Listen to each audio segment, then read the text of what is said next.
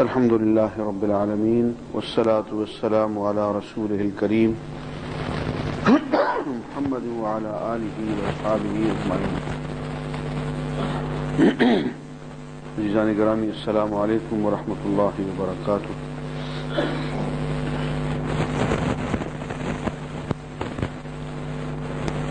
قرآن مجید میں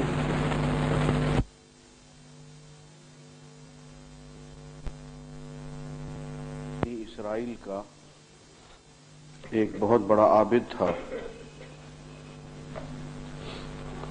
اور اس سے پہلے اللہ تعالی نے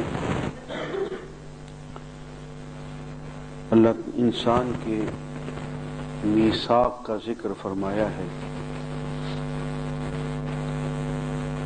فرماتے ہیں کہ ہم نے انسانوں کی نسلوں کو سب کو اکٹھا کیا. الستو بربکم، کیا میں تمہارا پروردگار نہیں ہوں؟ قالوا بلا، سب نے کہا کیوں نہیں، آپ ہی تو ہمارے پروردگار ہیں. شہدنا، ہم اس بات پہ گواہی دیتے ہیں. عزیزان گرامی، یہ ایک بہت بڑا میثاق ہے، اور قرآن مجید میں اکثر و بیشتر لفظ آتا ہے تذکیر کا، ان کو یاد دلاؤ. کیا یاد دلاؤ؟ وہی بات جو پہلے ہو چکی ہے، میثاق. ہم میں سے ہر شخص یہ گواہی دے چکا ہے، یہ اللہ سے عہد کر چکا ہے کہ وہ اللہ کو ہی اپنا رب مانے گا. اللہ کو اپنا رب مان چکا ہے اور ہمیشہ وہ اللہ کو اپنا رب مانے گا. اب سوال یہ پیدا ہوتا ہے کہ اتنا بڑا میثاق، عہد نامہ، وہ ہمیں بھلوا کیوں دیا گیا؟ اب تو یاد نہیں ہے. کسی سے پوچھیں تو کچھ یاد نہیں. بات یہ ہے کہ اگر یہ میثاق ہمیں اچھی طرح سے یاد ہوتا تو یہ دنیا جو دار الامتحان ہے، دار العمل ہے، یہ پھر دار الامتحان اور دار العمل نہ رہتی، سارے ہی پرچہ آؤٹ ہو جاتا. اس بات کو اللہ تعالی نے ہمارے میثاق کو ہمارے شعور سے نکال کے ہمارے تحت شعور میں داخل فرما دیا. سب کانشیس مائنڈ. انسان ذرا سا دھیان دے، اپنے آپ کو فطری حالت میں لانے کی کوشش کرے، وہ ساری غیر فطری حجابات جو اس نے اپنے اوپر طاری کیے ہوئے ہیں وہ ہٹا دے، تو پتہ یہ چلے گا کہ وہ میثاق کھل کے سامنے آ جائے گا. اس لیے کہ وہ سب کانشیس میں موجود ہے. اس سب کانشیس مائنڈ میں موجود میثاق کو یاد دلانے کے لیے اللہ تعالیٰ انبیاء بھیجتے ہیں، مصلحین بھیجتے ہیں، مبلغین بھیجتے ہیں. میں اس کی ایک مثال دیا کرتا ہوں کہ دیکھیں، ہم جب چھوٹے تھے تو ہم سے پوچھا جاتا تھا تمہاری اماں کون، اور ہم امی کی طرف اشارہ کرتے تھے. تمہارا ابا کون، ابا کی طرف اشارہ کرتے تھے. اور یوں ہمیں اپنے والد کی، والدہ کی شناخت دے دی گئی. اب کوئی ہم سے پوچھے کہ تمہیں یاد ہے، تو ہم نے پوچھا تھا تم سے کہ تمہاری امی کون اور تمہارا ابا کون، ہمیں کچھ یاد نہیں ہوگا. لیکن اسی دن سے یہ بات ہمارے دل میں بیٹھی ہوئی ہے کہ یہ خاتون ہماری اماں ہے اور یہ والد ہمارا والد ہے، یہ شخص ہمارا والد ہے. ہم نے بولنا شروع کیا. ظاہر ہے ہم نے کچھ الفاظ سیکھے ہوں گے، کچھ جملے سیکھے ہوں گے، کچھ تراکیب سیکھی ہوں گی. پہلا جملہ ہم نے زندگی میں بولا ہوگا، ہمیں کچھ یاد نہیں. اس لیے کہ وہ ایک ابتدائی تھی، ابتدائی مرحلہ تھا، وہ ختم ہو گیا. اب کوئی پوچھے ہم سے کہ تم نے پہلا جملہ کون سا بولا تھا؟ تم نے ابتدائی الفاظ کون سے یاد کیے تھے؟ ابتدائی تراکیب اور سینٹینسز کیا تھے؟ کچھ یاد نہیں ہوتا، اس لیے کہ اس سے ہم بہت آگے بڑھ آئے ہیں۔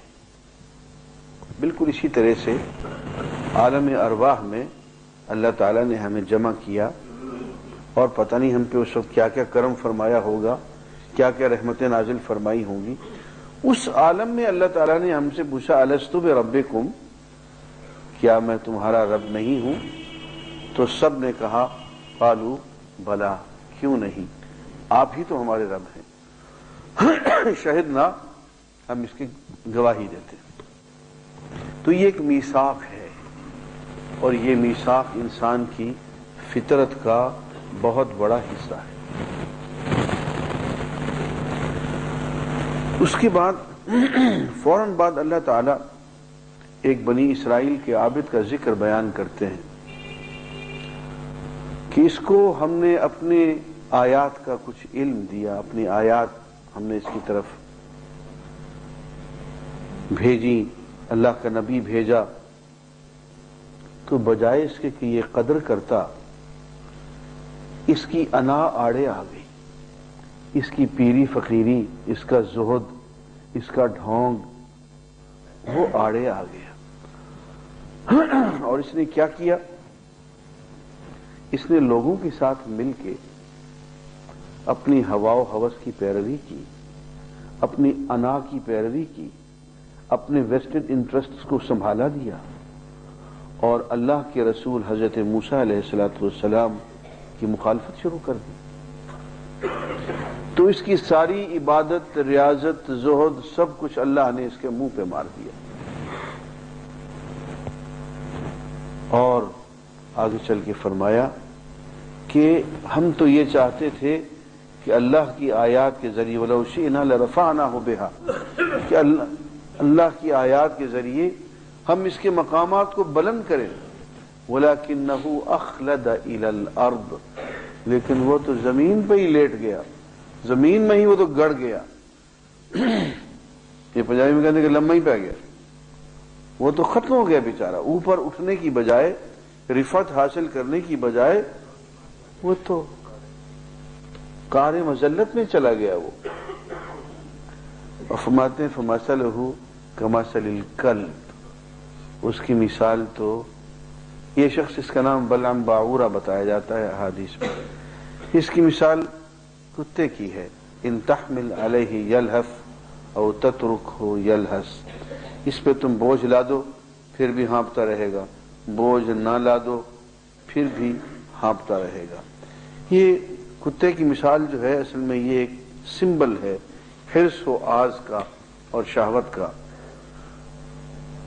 کتا جو ہے اس کو کوئی کھانے کی چیز مل جائے تو سب سے پہلے تو وہ خود کھاتا ہے، کسی کو کھلانے کی طرف کوئی اس کو دھیان نہیں ہوتا، اور یہ کہ کوئی اور اس کے ساتھ کھانا چاہے تو اس کو قریب نہیں آنے دیتا، وہ چاہتا ہے کہ اکیلا وہی کھائے اور کوئی نہ کھائے۔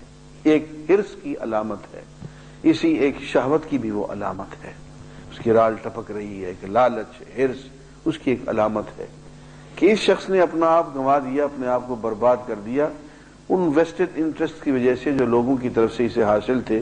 لوگوں نے اسے پیر بنایا ہوا تھا، ایک بہت بڑا سادھو اور پیشوا بنایا ہوا تھا، اب وہ اس پیشوائی کو ختم ہوتے نہیں دیکھ سکتا تھا، اس لیے اس نے حضرت موسیٰ علیہ السلام کی مخالفت شروع کر دی۔ عزیزان گرامی، سورہ اعراف میں ایک آیت آ رہی ہے، مجھے کل ہی وہ پڑھنا چاہیے تھی لیکن وہ ترتیب میں بھول گیا، اور یہ آیت اپنی جگہ پہ بہت اہمیت رکھتی ہے۔ مشرکین مکہ کا یہ عقیدہ تھا کہ اللہ کا نبی صاحب قدرت ہوتا ہے، نفع و نقصان کا مالک ہوتا ہے، جس کا جو چاہے نفع کر دے، جس کا جو چاہے نقصان کر دے۔ یہ مشرکین مکہ کا عقیدہ تھا۔ ہمارا عقیدہ تو مشرکین مکہ کے عقیدے سے بھی آگے ہے۔ وہ تو انبیاء کے بارے میں ایسا سوچتے تھے، اور ہم تو پیر گھوڑے شاہ کے بارے میں ایسا سوچتے ہیں۔ ہر وہ شخص جس کی قبر پہ ہمیں ہرا جھنڈا نظر آ جائے، ہمارا جی چاہتا ہے کہ وہاں سجدہ کر دیں، اس سے بیٹا بھی لے لیں، بیٹی بھی لے لیں، اور بیمار ہے تو صحت بھی وہیں سے برآمد کر لیں۔ مشرکین مکہ جو تھے تھوڑے سے، انہوں نے یہ عقیدہ صرف اللہ کے انبیاء تک محدود رکھا ہوا تھا کہ یہ ہر نفع و نقصان کے مالک ہوتے ہیں، اور دوسرا ان کا عقیدہ یہ تھا کہ اللہ کا نبی جو ہوتا ہے یا رسول جو ہوتا ہے، اس سے کوئی بات چھپی ہوئی نہیں ہوتی، وہ عالم الغیب ہوتا ہے، وہ جیسے اللہ کو علم ہر چیز کا ہے ویسے ہی اس کو بھی ہر چیز کا علم حاصل ہوتا ہے۔ اب دیکھیے یہ آیات نازل کی گئی، قل، اے نبی صلی اللہ علیہ وآلہ وسلم لوگوں کو بتا دیجئے، لا املک، میں مالک نہیں ہوں، لنفسی، اپنی جان کے لیے، نفعا، نفع کا، ولا ضر، نہ ضرر کا، کہ میں اپنی جان کے نفع و نقصان کا اختیار نہیں رکھتا، اپنی جان کے اپنے، میرا اپنا جو کیا کس میں نفع ہے کس میں کیا نقصان ہے اس کا میں مالک نہیں ہوں، میرا کیا بنے گا کیا بگڑے گا اس کا میں مالک نہیں ہوں۔ اے نبی یہ لوگوں کو بتا دو، لا املکو، میں مالک نہیں ہوں، لنفسی، اپنے نفس کے لیے، نفعا ولا ضرا، نہ نفع کا نہ نقصان کا، اپنے نفع نقصان کا میں مالک نہیں ہوں، الا ما شاء اللہ، ہاں وہ جو اللہ چاہے، ولو کنت اعلم الغیب، اور اگر میں غیب جانتا، لاستکثرت من الخیر، تو میں خیر ہی خیر زیادہ سے زیادہ اکٹھا کر لیتا، وما مسنی السوء، اور مجھے کوئی تکلیف نہ پہنچتی۔ عزیزان گرامی، بات یہ ہے کہ ہم نے جو عقائد لیے ہیں اور ہم نے جو کچھ مان رکھا ہے، اگر غور سے دیکھیں تو اس کا قرآن سے کوئی واسطہ نہیں۔ آپ کبھی لوگوں سے ذرا پوچھ کے دیکھیں اولیاء اللہ کے بارے میں، تو اللہ تعالی کی ذات میں اور اولیاء اللہ کی ذات میں کوئی فرق نہیں کرتے، بلکہ بعض باتوں میں اللہ کے ولیوں کو خود اللہ کی ذات سے زیادہ اہمیت دیتے ہیں۔ ایک بڑی بھیانک مثال آپ کو دیتا ہوں، ایک شخص جھوٹی قسم کھائے گا، اللہ کے نام کی کھا جائے گا، جھوٹا ہے، جھوٹی قسم کھائے گا۔ اب اسے کہو کہ دادا صاحب کے نام کی قسم کھاؤ تو وہ نہیں کھائے گا۔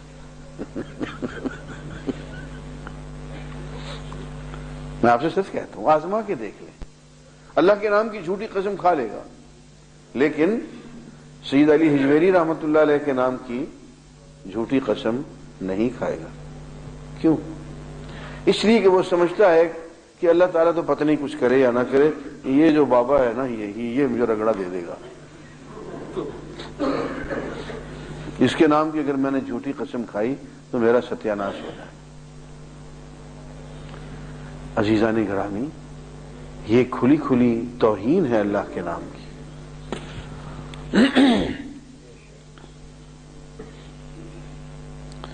حضور اکرم صلی اللہ علیہ وآلہ وسلم نے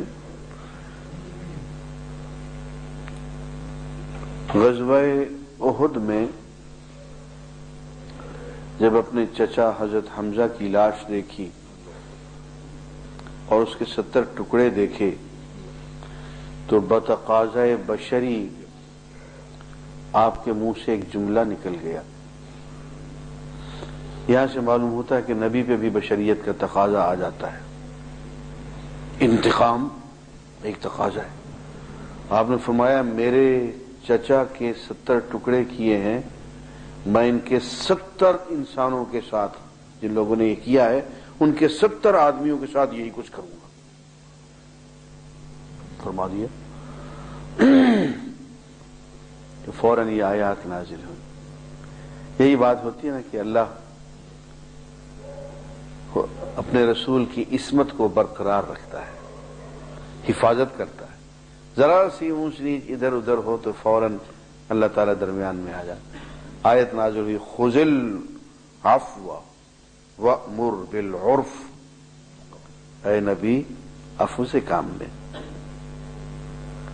درگزر سے کام لے۔ خذ العفو، معاف کرنے کا عمل بھی کوئی چیز ہے، اس کو اختیار کریں۔ وأمر بالعرف، اور لوگوں کو نیکی کا حکم دیں، انتقام کا حکم نہ دیں، اور انتقام بھی ایک کے بدلے 70 نہ، معروف طریقے سے نیکی کا حکم دیں۔ وَأَعْرِضْ عَنِ الْجَاهِلِينَ، اور ان جاہلوں سے جنہوں نے آپ کو ایذا پہنچائی ہے ان سے آپ بس اعراض فرمائے رکھیں، ان سے آپ ہٹ کے رہیں۔ عزیزان گرامی، اس کے بعد ہم سورہ توبہ ہم پڑھ چکے ہیں، سورہ یونس کی طرف آتے ہیں۔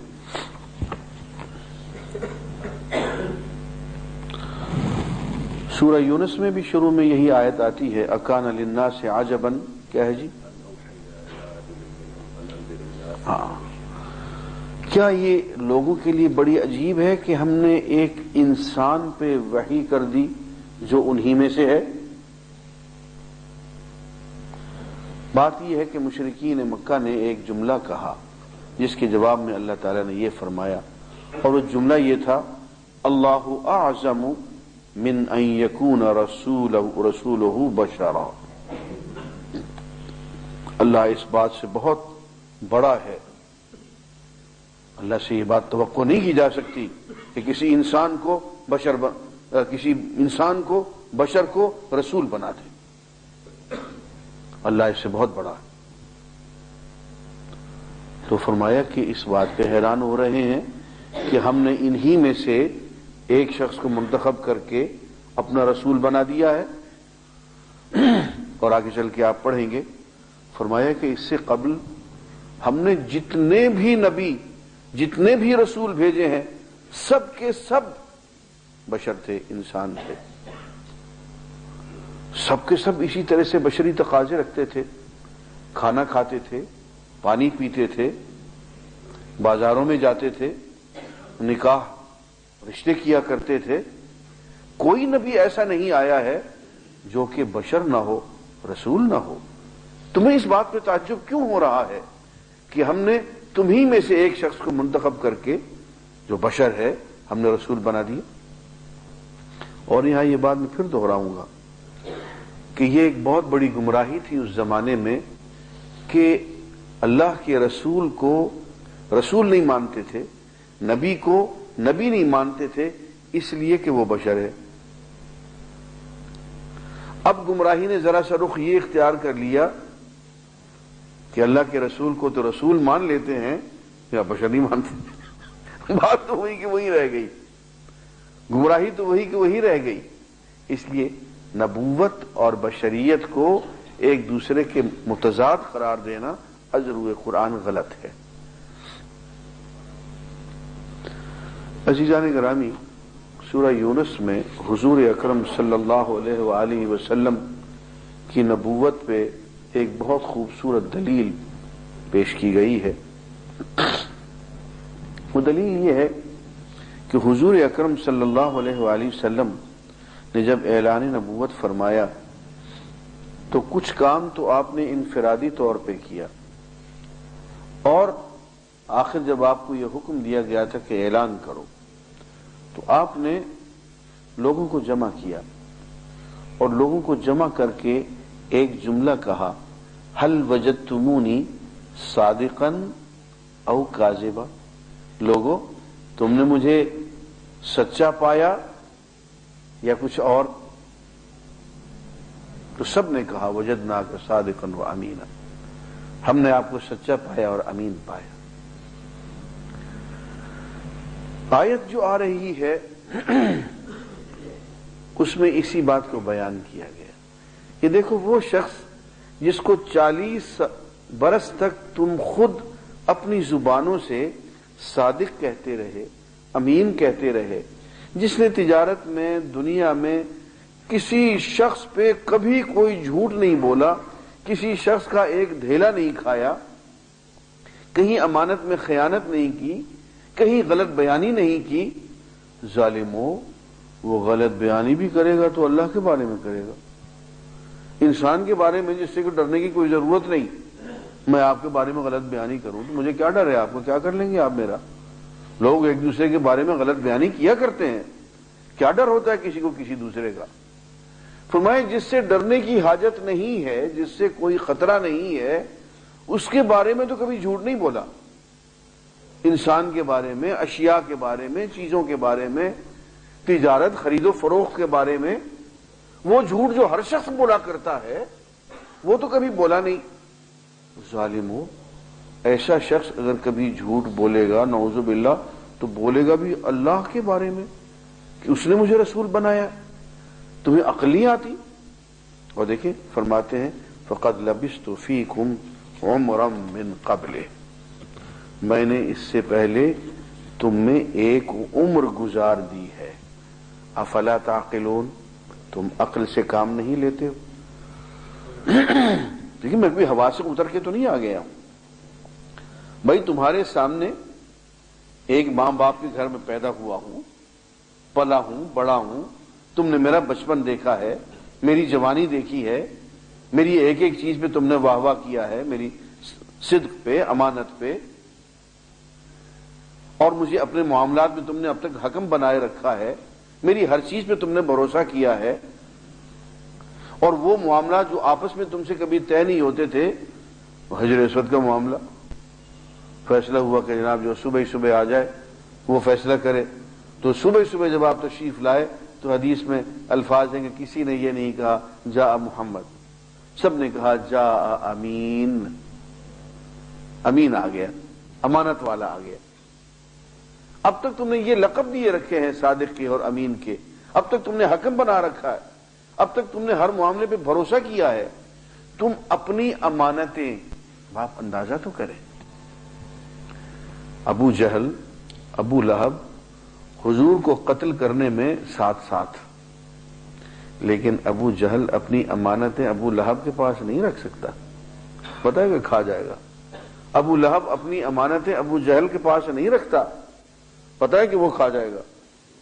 امانتیں سب کی حضور کے پاس ہیں، دشمنی اپنی جگہ پہ، مخالفت اپنی جگہ پہ، لیکن سب کا متفقہ بینک جو ہیں وہ حضور کی ذات گرامی، پیسے، امانتیں جتنی بھی ہیں وہ حضور کے پاس، اور یہی وجہ ہے کہ حضور اکرم صلی اللہ علیہ وآلہ وسلم نے ہجرت کے وقت سیدنا علی کرم اللہ تعالی وجہہ کو پیچھے چھوڑا، اور وہ 3 دن تک صرف لوگوں کی امانتیں واپس کرتے رہے، امانتیں واپس کر کے پھر وہ حضور کے پیچھے پیچھے ہجرت پہ روانہ ہوئے۔